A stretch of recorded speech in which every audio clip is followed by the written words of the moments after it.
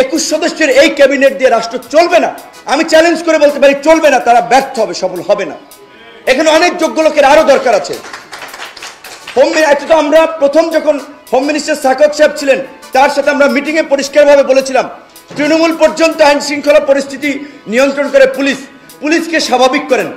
বলছেন আজকে ভোক্তা অধিদপ্তর পুলিশ পায় নাই, কোনো থানায় পেট্রোল নাই, মানে পেট্রোলিং এর যে পুলিশ থাকে টহলে মুভমেন্টের উপরে রিজার্ভ, সেই পুলিশটা নাই। পুলিশের প্রায় 500-র মতো গাড়ি আপনার এই ঘটনায় পুড়ে গেছে বা নষ্ট হয়ে গেছে, তাহলে তার বের হতে গাড়ি লাগবে। তাহলে পুলিশকে ফাংশন করার জন্য এই পদক্ষেপগুলো নেওয়া হচ্ছে কিনা আমরা তো দৃশ্যমান কিছু দেখতে পাচ্ছি না। যে আজকে অভিযান চালাতে কেন ছাত্রদের উপরে ডিপেন্ড হতে হচ্ছে, আনসারদের ঠেকানোর জন্য কেন ছাত্রদের উপরে ডিপেন্ড করতে হচ্ছে। তো এখন প্রশাসনের মধ্যে এই যে 15 বছরে যাদেরকে প্রমোশন দিয়ে যোগ্যতা না থাকা সত্ত্বেও উঁচু পদে অধিষ্ঠিত করেছে, তাদেরকে রিমুভ করতে হবে। সেইটা এখন পর্যন্ত সব জায়গায় করা হয় নাই। হ্যাঁ, সময় লাগবে, কিন্তু ফাংশনটা তো করাতে হবে পুলিশকে। এখন পর্যন্ত পুলিশি ব্যবস্থা ফাংশন করছে না, এটা খুবই অশনি সংকেত, খুবই অশনি সংকেত। এখন আবার ধরেন আমাদের এই বিপ্লব, কেউ বলছেন বিপ্লব, কেউ বলছেন গণ অভ্যুত্থান, কেউ বলছেন ছাত্র জনতা নাগরিকদের অভ্যুত্থান। তো এখন সেটা নিয়ে এবার যারা একটু বুদ্ধিভিত্তিক লাইনে আছেন, নানান ধরনের ডিবেট আছে, বিতর্ক আছে। কেউ বলছে সংবিধান ফেলে দাও, প্রেসিডেন্টকে সরিয়ে দাও, নানান ধরনের একটা কথাবার্তা বলছেন। রাষ্ট্র চালাতে হলে ধীর স্থির বুদ্ধিতে চলতে হবে। এখানে আবেগের জায়গা নেই, বাস্তবতার নিরিখে চিন্তা করতে হবে যে আপনার এই গভর্নমেন্টকে ইন্টারন্যাশনাল কমিউনিটি কিভাবে নিচ্ছে, দেশের আইন আদালত বা রীতিনীতির সাথে কতটুকু কিভাবে সাংঘর্ষিক হচ্ছে, অনেক কিছু মাথায় রেখে কিন্তু পলিসিগুলো নির্ধারণ করতে হবে। শুধুমাত্র আবেগ থেকে বললে হবে না। এখন কিন্তু রাজনৈতিক দলের সমর্থকরা, বাস্তবতা এই যে আমরা আলাপ আলোচনা করি, তো অনেকে কিন্তু এই চায় না যে ছাত্রদের প্ল্যাটফর্ম, যেহেতু তারা একটা রাজনৈতিক দলের ঘোষণা দিয়েছিল রাজনীতি করবে, সো তারা আবার রাজনীতিতে খুব তারা মানে অনেকে ভাবছে 111-এর মতো এই ধরনের ইন্টারিম গভর্নমেন্ট থাকলে বিভিন্ন কিংস পার্টি তৈরি হয়, আবার একটা কিংস পার্টি তৈরি হচ্ছে কিনা এই আশঙ্কা থেকেও কিন্তু রাজনৈতিক দলের মধ্যে একটা বড় ধরনের শঙ্কা আছে, আলাপ আলোচনা চলছে। সেই কারণে এখন কিন্তু ছাত্রদের কাজে আবার রাজনৈতিক দলগুলো আগের মতো আনকন্ডিশনাল সমর্থন কিন্তু দিতে চাচ্ছে না। বাস্তবতা কিন্তু আপনাদেরকে রিয়ালাইজ করতে হবে। আমি মনে করি এই সরকারকে যদি স্টেবল করতে হয়, এই সরকারকে যদি ফাংশন করাতে হয়, এবং যে মানুষের যে প্রত্যাশা রাষ্ট্রের মৌলিক সংস্কার, সেটার জন্য এই সরকারকে জাতীয় সরকারের রূপ দিতে হবে। জাতীয় সরকারের রূপ দিতে হলে বিএনপি, জামাত, গণ অধিকার, বিভিন্ন রাজনৈতিক দল বলেন, অন্যান্য রাজনৈতিক দল, অনেকগুলো দল বলে তো অনেক সময় লাগবে। আমি বলছি মেজর পলিটিক্যাল পার্টি, বুইফোর নাম সর্বস্ব পলিটিক্যাল পার্টি খুঁজে তো লাভ নেই। যেগুলোকে মেজর মনে করা হয়, যে যাদের অ্যাক্টিভিটিস আছে, যাদের ফাংশন আছে, যাদের গণতান্ত্রিক আন্দোলন সংগ্রামে ভূমিকা আছে, তাদের থেকে প্রতিনিধি নিয়ে, এটা 21 আছে, এটাকে 31 করা যেতে পারে আরো 10 জন নিয়ে, এটাকে জাতীয় সরকারের রূপ দিলে তাহলে যদি স্টেবল হয়। নাহলে এই যে রাজনৈতিক দলের সাথে এই যে প্রতিনিধিত্বশীল আপনার অংশের সাথে যে সরকারের একটা সংশয় তৈরি হচ্ছে, এটা কিন্তু সরকারের জন্য ভালো না। এবং এখানে আমাদের একটা শঙ্কা আছে, ইউনূস স্যারের মতো একজন ব্যক্তি, তার যে অবস্থান এবং মর্যাদা, তিনি তো কোনো বদনাম নিশ্চয়ই নিবেন না।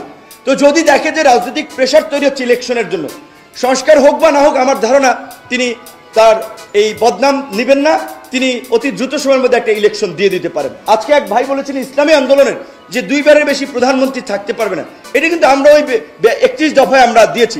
এমনকি আমাদের দল ঘোষণা হয়েছে 21 সালে, আমাদের দলের গঠন এই ঘোষণাপত্রেও আমরা কর্মসূচিতে বলে দিয়েছি যে একই সাথে একই ব্যক্তি দলীয় প্রধান এবং সরকার প্রধান থাকবে না, একই ব্যক্তি 2 বারের বেশি প্রধানমন্ত্রী থাকবে না। এরকম বেশ কিছু রিফর্ম আমরাও দিয়েছি। তারপর সমন্বিতভাবে কিন্তু রাজনৈতিক দলগুলো আমরা 31 দফা কর্মসূচিটা দিয়েছি। এই যে পতিত স্বৈরাচার, তাদের হাতে লক্ষ লক্ষ কোটি টাকা রয়েছে, টাকা দিয়ে এই টাকা দেশকে অস্থিতিশীল করার কাজে ব্যবহার করবে। আর তাদেরকে ফুয়েল দেওয়ার জন্য আছে আমাদের প্রতিবেশী দেশ ভারতের তো ওপেন সিক্রেট। এই যে ভারতীয় এজেন্টরা গণমাধ্যমে বসে আছে, প্রশাসনে বসে আছে, এখন পর্যন্ত হয়তো অনেকে ভুল পাল্টাইছে, কিন্তু তাদের বিরুদ্ধে যদি ব্যবস্থা না নেওয়া হয় সরকারের বিপদ আছে। দেখেন, এখানে একটা বিষয়, আসিফ নজরুল, সাখাওয়াত হোসেন, বিশেষ করে আসিফ নজরুল যেটা বলেছিল, আওয়ামী লীগ ঐতিহ্যবাহী দল, তাদের রাজনীতি করার অধিকার আছে, তাদের মুখে একটা চপেটাঘাত উপদেষ্টা পরিষদের এই সামগ্রিক সিদ্ধান্ত, এবং বিচার না হওয়া পর্যন্ত ফ্যাসিবাদী দল কার্যক্রম চালাতে পারবে না। এটা দ্বারা বোঝা যায় যে জীবনেও কার্যক্রম চালাতে পারবে না, কারণ বিচার হওয়ার পর তারা এমনিতে নিষিদ্ধ হবে, অ্যাটলিস্ট 3 মেয়াদে বা 15 বছরের জন্য নিষিদ্ধ হবে। এটা আমরা নিশ্চিতভাবে বলতে পারি, আইনের জ্ঞান যতটুকু আমাদের আছে। তো দর্শক, বিচার হলে তো আরো কঠিন রেস্ট্রিকশনে পড়বে। আর বিচার হওয়ার আগ পর্যন্ত অন্তর্বর্তীকালীন সরকারের এই উপদেষ্টা পরিষদের সিদ্ধান্ত, এটা ডেফিনেটলি জনগণকে স্বস্তি দিবে। এবং আওয়ামী লীগ যে বিভিন্নভাবে ষড়যন্ত্র করছে, এই জায়গাটাতে আওয়ামী লীগের বিরুদ্ধে অবস্থান নিতে, আওয়ামী লীগকে উত্তম মাধ্যম দিতে, আওয়ামী লীগকে ঘাট ধরে রাজপথ থেকে সরিয়ে দিতে, সঙ্গীত লীগকে শহীদ মিনার থেকে ঘাট ধরে সরিয়ে দিতে আমাদের একটু সুবিধা হবে। কারণ এটা তো স্পষ্ট যে আওয়ামী লীগ 5 আগস্টের পর দলীয় ব্যানারে কোনো কার্যক্রম চালানোর চেষ্টা ওইভাবে করেনি। 15 আগস্ট কিছুটা চেষ্টা করেছিল, অনুমতিও চেয়েছিল। এর বাইরে আওয়ামী লীগ দলীয়ভাবে কোনো কার্যক্রম চালানোর চেষ্টা আদৌ করেনি। আওয়ামী লীগের যে কার্যক্রম সেটা ভিন্ন রূপে, কাউকে বুঝতে না দিয়ে ছদ্মবেশী চেষ্টা। এজন্যে সরকার যেহেতু বলেছে বিচার না হওয়া পর্যন্ত ফেসিবাদী দল কার্যক্রম চালাতে পারবে না, আর আওয়ামী লীগকে যেহেতু এই সরকার গণহত্যাকারীদের দল বলে, ফেসিবাদী দল বলে, অতএব কোনো ফেসিবাদী দল গণহত্যাকারীদের দল তো এমনিতেই অধিকার পায় না, জনগণ তো এমনিতেই নিষিদ্ধ করেছে। অতএব উপদেষ্টা পরিষদের এই সিদ্ধান্তের আলোকে আমরা নীতিগতভাবে দৃঢ়ভাবে একমত হতে পারি এবং সিদ্ধান্ত নিতে পারি, সঙ্গীত লীগকে শহীদ মিনারের আশেপাশেও দাঁড়াতে দেওয়া হবে না, পিটিয়ে ওদেরকে শহীদ মিনার ছাড়া করতে হবে। এটা জায়েজ সরকারের সিদ্ধান্তের মাধ্যমে। আমি মনে করি উদীচী হোক আর আওয়ামী লীগের ভাবধারা সম্পন্ন কোনো ভারতের দালাল সংগঠন হোক, তাদের বিরুদ্ধে ব্যবস্থা নেওয়ার একটা লিগ্যাল গ্রাউন্ড তৈরি হলো। যদিও সরকারি সিদ্ধান্ত না নিলেও জনগণ আওয়ামী লীগকে সুযোগ দিত না। এবং উপদেষ্টা পরিষদের সদস্যরা আসিফ মাহমুদ এই কথাই বলেছে যে জনগণ সিদ্ধান্ত নেবে, এটা জনগণের উপর ছেড়ে দিলাম। তবে তিনি যেটা বলছেন, দেখেন খবরটা, ফেসিবাদী দলকে পাবলিক প্রোগ্রাম করার ক্ষেত্রে নিরুৎসাহিত করা হবে। এই নিরুৎসাহিত করা হবে এর অর্থই হচ্ছে যে আসলে অনুমতি দেওয়া হবে না। এরপরে অনুমতি না দেওয়া মানে অনুমতি দেওয়া হবে না, নিরুৎসাহিত করার অর্থ এটাই। আর তারপরে যদি তারা করতে চায় তখন তারা বলছে যে এটা জনগণ দেখবে। এর মানে জনগণ তখন উচিত শিক্ষা দিবে ওদেরকে, যেরকম 15 আগস্ট ধানমন্ডি 32 নম্বর দিয়েছিল। বারবার সেই দৃশ্য স্মরণ করিয়ে দিতে চাই আমরা। বিশেষ করে এই উদীচী লীগ অথবা এই সঙ্গীত লীগ ভারতের দালালি করতে, এই কথিত জাতীয় সঙ্গীতের পক্ষে দালালি করতে নেমেছে। জাতীয় সঙ্গীতের পক্ষে বলাটা অন্যায় নয়, জাতীয় সঙ্গীত চাইতেই পারে, কিন্তু শহীদ মিনারে জড়ো হওয়ার যে চেষ্টা, কারা জড়ো হচ্ছে এর প্রমাণ আমরা পেয়েছি। যারা বলেছিল যে এক দফাকে কবর দে, যারা বলেছিল কোটা সংস্কার আন্দোলনের পক্ষে ছিলাম, এখন যেটা চাচ্ছেন মানে এক দফা, এটার পক্ষে নেই। এরপরে যারা আফসোস লীগ, এরাই এখন শহীদ মিনারে জড়ো হতে যাচ্ছে। অতএব এই সঙ্গীত লীগকে আমরা জড়ো হতে দিতে পারি না।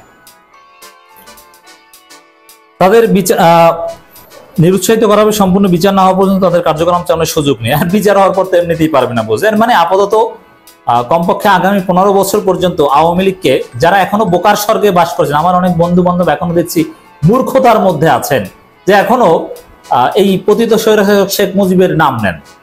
মানে ওরা যে কতটা বোকা, আওয়ামী লীগের যে কোনো ভবিষ্যৎ নেই এই কথাটা বোঝে না। আমি বুঝিয়ে দিচ্ছি ভাই, তোমরা এতটা বোকা হলে, এতটা মাথা মোটা হলে স্টুডেন্ট লাইফে দেখেছি না, ঢাকা বিশ্ববিদ্যালয়ের বিভিন্ন হলে আমাদের সাথেই চলেছে। তোমরা একেবারেই কিভাবে ঢাকা বিশ্ববিদ্যালয়ে চান্স পেয়েছো আমার সন্দেহ হয়, তোমাদের মাথায় ব্রেন নাই। অতএব এই আওয়ামী লীগের কথা এখনো বলো, মূর্খ মূর্খ কোথাকার। তাদের বিচারের ব্যবস্থা নেওয়া হয়েছে। উপদেষ্টা পরিষদের বৈঠকে সিদ্ধান্ত নেওয়া হয় 5 তারিখ। উপদেষ্টা পরিষদের বৈঠক শেষে সাংবাদিকদের তথ্য জানান যুব ক্রীড়া উপদেষ্টা আসিফ মাহমুদ সজীব ভুঁইয়া। দেখেন দুইটা বিষয়, আসিফ নজরুল্লাহ যাই বলুক, ডক্টর ইউনূস এবং আসিফ নাহিদ ওরা আছে বলে আমাদের প্রত্যাশা পূরণ হবে, জনগণ স্বস্তি পাবে।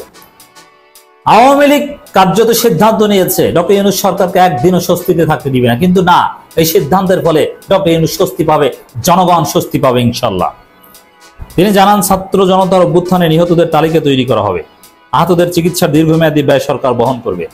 আন্দোলনে নিহতদের জন্য একটি ফাউন্ডেশন তৈরি কাজ চলছে, শহীদ পরিবারের জন্য একটি সম্মেলন করা হবে বলেও জানান তিনি।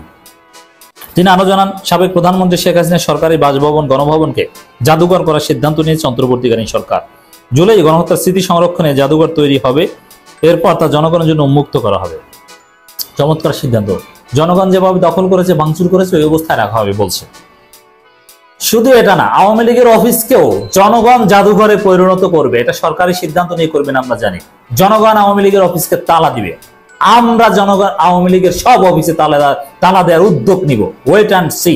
আমাদের লোকজন, আমার লোকজন আওয়ামী লীগের বাংলাদেশের সমস্ত অফিসে তালা ঝুলিয়ে দিবে। কেউ যদি খোলার সাহস করতে আসে তাদেরকে দেখে নিব আমরা। এবং আমাদের এই সিদ্ধান্তের নৈতিক বা লিগ্যাল গ্রাউন্ড তৈরি হলো উপদেষ্টা পরিষদের এই সিদ্ধান্তে। শ্রমিক অসন্তোষ ইস্যুতে তিনি বলেন, এই অসন্তোষ রোধে প্রয়োজনীয় ব্যবস্থা নেওয়া হয়েছে। তৈরি পোশাক শিল্পের সমস্যা নিরসনে রিভিউ কমিটি করা হয়েছে, তারা বিষয়টি নিয়ে কাজ করবে। এছাড়া বন্যায় ক্ষতিগ্রস্তদের পুনর্বাসনে ব্যাপক ব্যবস্থা নেওয়া হবে বলে বৈঠকে ব্যবস্থা নেওয়া হয়েছে বলেও জানান তিনি, সিদ্ধান্ত নেওয়া হয়েছে বলে জানান তিনি। যাই হোক দর্শক, আমাদের জন্য সত্যি এটা একটা স্বস্তির খবর যে আওয়ামী লীগের রাজনৈতিক কার্যক্রমকে নিরুৎসাহিত করা হবে, এই মর্মে যেটা বোঝানো হয়েছে যে আসলে ওদের রাজনীতি করতে সরকার দিবে না।